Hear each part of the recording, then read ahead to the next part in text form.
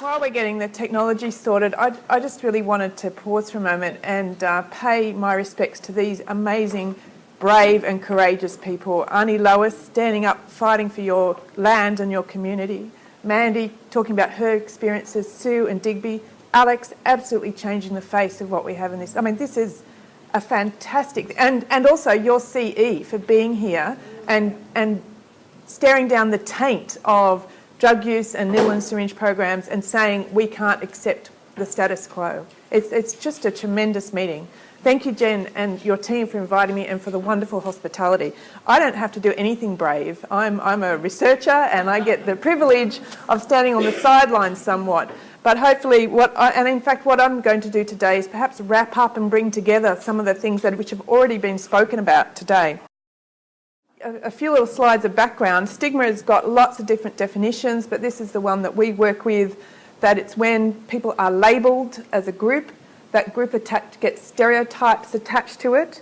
The stereotypes serve the function of separating that group from the rest of society, and that separation comes with a status loss. And this is done in the context of power.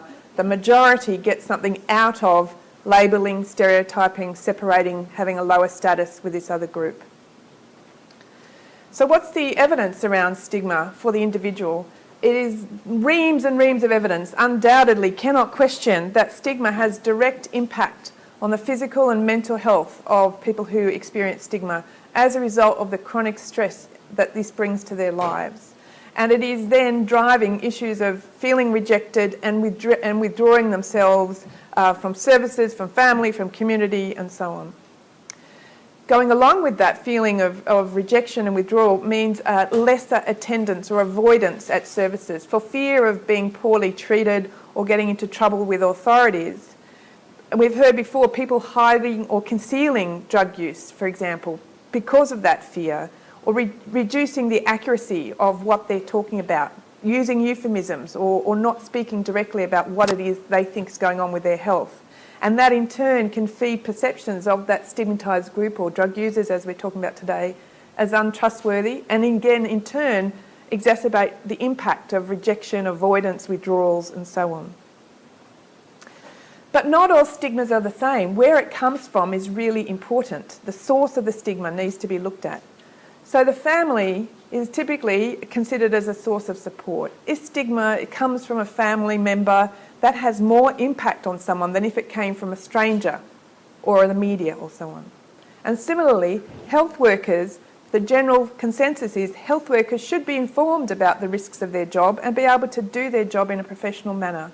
Stigma from a health worker has more of an impact than stigma from a person on the street or a stranger.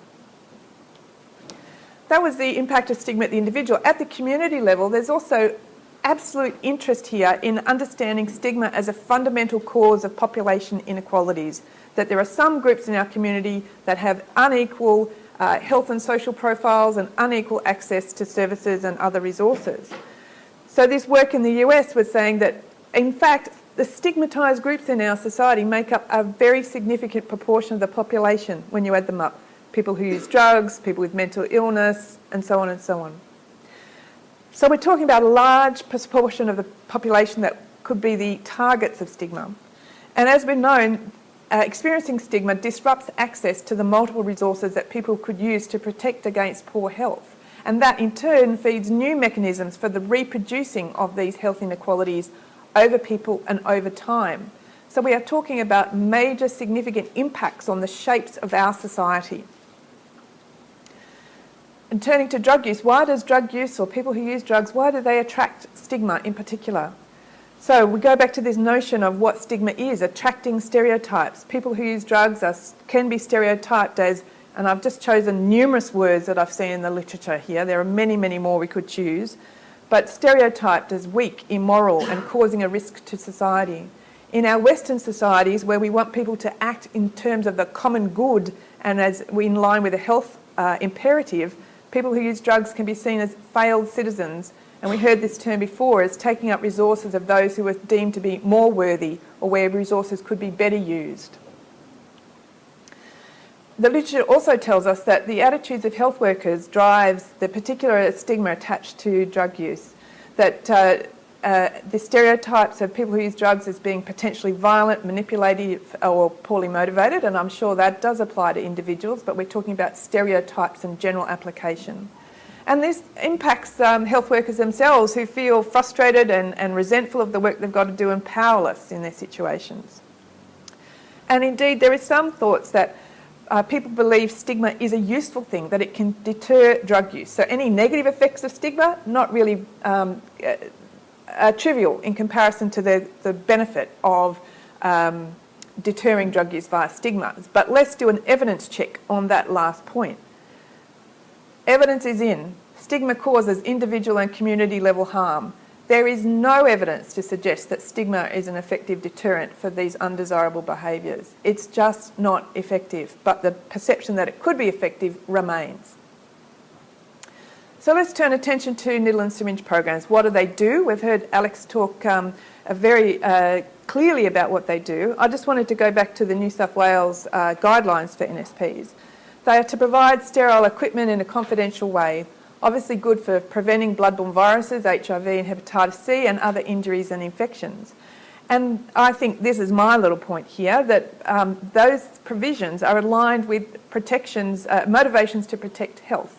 If we lined up all the preventive technologies we could think of, sterile needle and syringes, sunscreen, condoms, bike helmets, and many more, the majority of people in those relevant groups would be using sterile needles and syringes. People want to use them. Not everybody wants to use condoms, sunscreens or bike helmets. This is one of the preventive technologies where the targets of that technology actually want to use it. It is their preferred mode of living. The needle and syringe programs are aligned with that motivation in the community. NSPs also provide information and education from a specialised knowledge base. They facilitate referral to drug treatment services, to health and other social welfare agencies. And they do this in a very complex and social legal environment. And I'm going to talk about discrimination towards NSP workers in a moment, but I wanted to pause and also say, in New South Wales, it remains illegal for someone who uses drugs to pass on a sterile piece of equipment to another person who uses drugs. Ridiculous. This is something we know that is happening in the community out of altruistic and safety concerns. People pick up more equipment and pass it on to their friends because they want them to be safe. But NSPs cannot legally say, take some for your friends. That law has existed until very recently in all of the states and territories in Australia and is a hangover of the kind of quick work that happened gratefully at the end of in the 80s to formalise needle and syringe programs, but it remains a burden. Interestingly, the smallest jurisdictions, Tasmania, ACT and the NT, have changed those laws in the last 12 to 18 months, the ACT being the most recent in June. Right, discrimination towards NSPs. This comes from some qualitative work that we have done with NSP workers in Western Sydney. So here's a staff member of an NSP talking about her interactions or their interactions with staff at secondary sites where NSP may operate out of community health services or sexual health services or youth services or whatever. So this staff member says the secondaries, where the staff have had no training and they really resent providing equipment. They disagree with it. They think they're doing the devil's work. If it gets to the stage where the staff at a secondary can make one of the NSP staff cry in the way that they are treated, how on earth do the clients feel? You walk in to deliver stock and they slam the door in your face. Or you wait to ask them something and they'll leave you there for 20 minutes. The contempt. I walked into one place to say, I'm from the needle and syringe program and we've come to fit a new dispensary, and she looked at me and walked away. And that's a mature woman working behind a counter at a health service, and it's like, well, how on earth do the clients feel? I mean, I know we are all here together to be about this, but really? This is a health service, and it's a health service that has an enormous evidence base behind it, and Alex mentioned this. For every dollar that we invest in needle and syringe programs, we just don't get $1 back. We don't get $2 back. We get $4 back. And that indeed is a better or equivalent return for many of the other public health strategies that we unquestionably support. Vaccination, diabetes interventions and so on. Get your hands off the NSP. Your opinion as community members does not matter, as it does not matter what I think about how a cardiology service runs or how a cancer service runs. I don't think people who smoke should be given treatment for lung cancer. I don't really, but I could say that. But my opinion doesn't matter in this case. I would be shouted down. I have no standing to make this case. Why should we let people take attack at a well-evidenced health service? Off the soapbox now. But we know that this savings, and Alex mentioned this, those savings are the direct benefits from the prevention of HIV and hepatitis C infections in that period 2002-2009. Since then, many NSPs have seen a growing proportion of their client base coming from people who use performance and image enhancing drugs or steroids. So that also is a potential, as Alex mentioned, a crossover point into the general community. And we haven't really done enough work about what is the benefits of NSP for this particular group of clients and further savings of infections. Now, how does NSP clients feel? NSP is a really trusted health intervention. So here's a female NSP client from Western Sydney. Recognising that NSPs recognise her motivations to protect her health and that of the community. So she says, I shouldn't be judged, not praised. I'm not saying praised because I come to the NSP, but I shouldn't be looked down upon. I'm trying to keep myself safe and the community safe. And there's a lot that should be said for that. So she's reflecting, the NSP allows me to do that and allows me to do what I want in terms of protecting my health and that of the community. But this isn't the same, and as we've heard mentioned, for other health services who deal with people who use drugs or inject drugs. So again, this is an NSP client talking about his experience in the methadone program. So he's saying, there's a lot of things that I just don't say to my drug and alcohol counsellor. I work, I've got a job, but I have 4 takeaway doses a week. I'm relatively stable, I don't go up and down, but I use on a consistent level. I take care of my health. Whereas all it would take is for my OST prescriber to know that I was using, therefore I wouldn't have any takeaways, therefore I would not have any job, therefore I wouldn't have any income, therefore I wouldn't lose my mortgage, and therefore I'd lose my house, and all just because I was honest and said that I've been using. And this goes to the infantilising nation of some of our drug treatment programs that Rick doesn't know what's good for him. Him having a job, a house, a mortgage, that's not really what's best for him. We know what's best for him, and that's him not using at all on top of his methadone. So this notion of who's in control of their own life and how do people have to negotiate the absolute risks they see to themselves if they were honest and could trust a service to be honest and disclose. So this notion of trust I want to spend just a minute on before I finish. Again, the literature is absolutely clear. Trust is widely documented to be essential for effective therapeutic encounters, affecting all sorts of things. People's willingness to go to a health service, to take up and adhere to treatment, the quality of interactions between workers and patients, disclosure, enabling health workers to encourage behavioural change and patients having more autonomy. Trust is really, really important. That's what we want in our health system.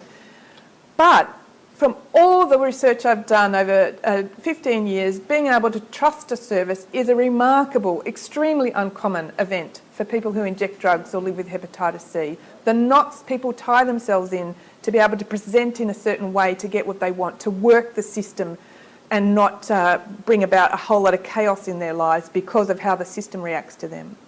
But we know trust is really important for better health and service outcomes. We should be focusing on it just for that reason alone, to get better health outcomes, to have a more efficient health service. But more importantly, we need to recognise the rights of people to access services and maintain and promote their health without fear of repercussion, as I expect health services to respond to me. So my main message here is that the actions of individual health workers will not result in a person who uses drugs stopping drug use. The deterrence effect of stigma is not cannot support it from any evidence. But the actions of individual health workers can result in someone excluding themselves from a service, avoiding it, contributing then to further ill health and costs to us all. We should go further and say that when someone fronts up at a health service, we need to acknowledge and respect that that is a demonstration of their commitment to their health. They want to promote and protect their health and that of the community, and it should be met with that respect and acknowledgement. I borrowed this from the Harm Reduction Coalition, and it kind of encapsulated everything I've just said in too many words and too many sentences. But, you know, we treat all our patients with respect. We know our patients who use alcohol, drugs and cigarettes value their health. Our goal is to provide every patient with the best medical care we can. We're here to help, not judge. So I just want to finish, and on your pages you've got the New South Wales Ministries of Health online e-learning module about stigma, discrimination and injecting drug use. All the things I referred to are on this list, and you're very welcome to approach me for any or all of these. Thank you very much.